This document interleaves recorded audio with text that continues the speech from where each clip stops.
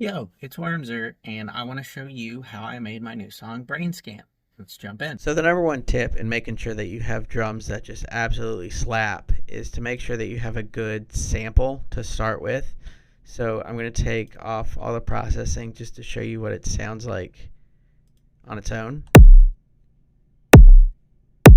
Banging drums. And then I add the saturator and the EQ just to kind of make it my own. Really beefy and knocking, just cutting out some of the high ends, adding some saturation. I have two different snares here. Well, I have a snare that I use for the regular thing, and then a snappy snare, I call it, and that's basically just like an extra texture.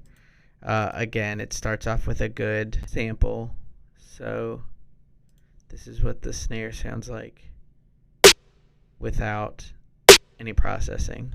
And then you add it. My secret is right here. You add a little bit of distortion before your EQ, and then you gate it so where it sounds like it's choking almost.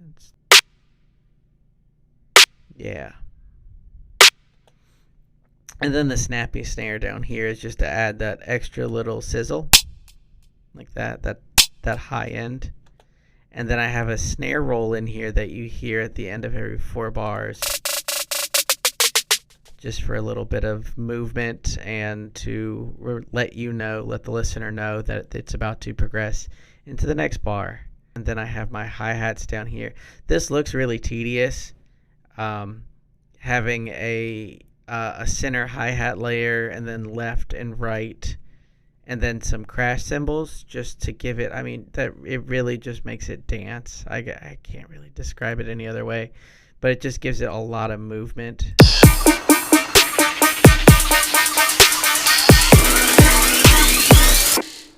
And you could probably auto pan that, but I just like doing it manually to make sure that I have full control over the sound. And ultimately, the drop sounds like this.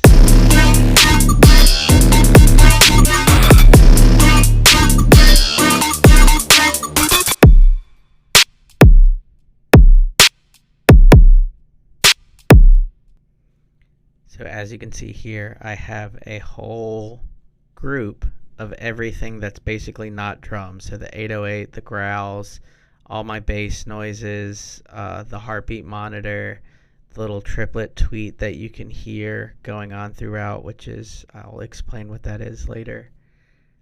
The yoy, just everything that's not drums is in this group, and I have it labeled Get Ducked because that's all that this group is doing. It is my sidechain layer, and I use Shaperbox, which is an amazing plugin. I recommend everybody get it. Not sponsored, but I love this plugin like so much. It's my favorite plugin of all time. And I have, as you can see here, the sidechain ducking to every time the kick and snare hit. It just carves it out the exact size that I want it to be for the kick and snare. And that just really gives room for letting those come through and smack. One of my signature sounds, I guess you could say, is my 808s.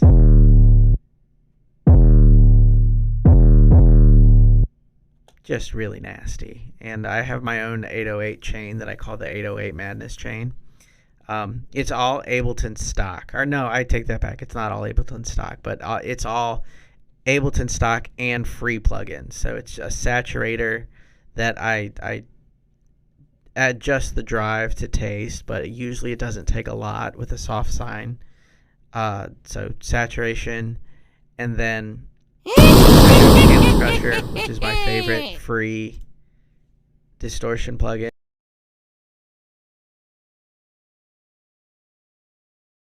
British Clean, that's a very common one to use. Just gives it that crunch. OTT, not too much. As you can see here, I've got the depth on 10, so it's like the depth is your mix knob, and it's not fully up. It just enough compression to give it that extra sound. EQ to carve out exactly what you want, because you don't want a bunch of highs bleeding in with everything else. So Your 808 is your low end, and it, even though it has that fullness, you can let some come through, but you don't want a lot. And then a glue compressor to bring it all together. This sound that I have labeled the triplet tweet is actually inspired by the MRI machine that I was in that inspired this whole track. That isn't exactly what it sounds like, but I'll try and find an example of what an MRI machine sounds like.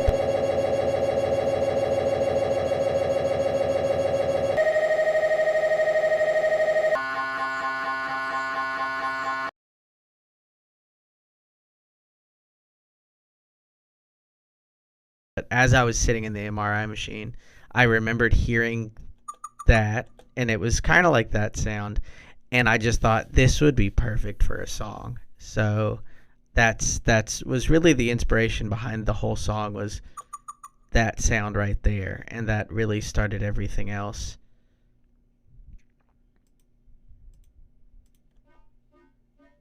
This sound too, the rhythm bass.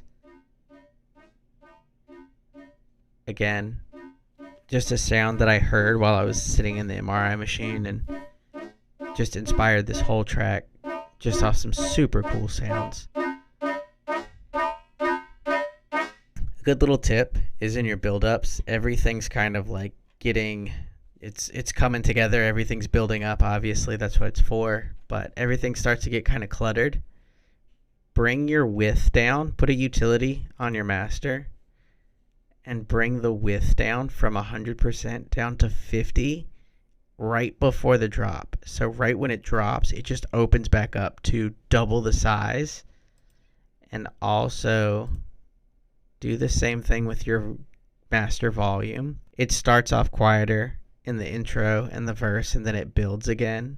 And in the build, I let it stay in 0, but at the last part of the build, it drops from 0 to -3 and then back up to 0. So you get that impact when the drop hits. It kind of tricks your ear into thinking that it's louder, even though it's not actually louder than this part. It just sounds louder because it's louder than the -3 portion of your buildup.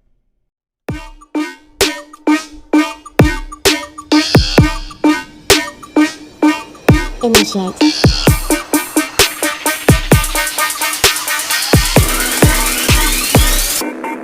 Brain scan.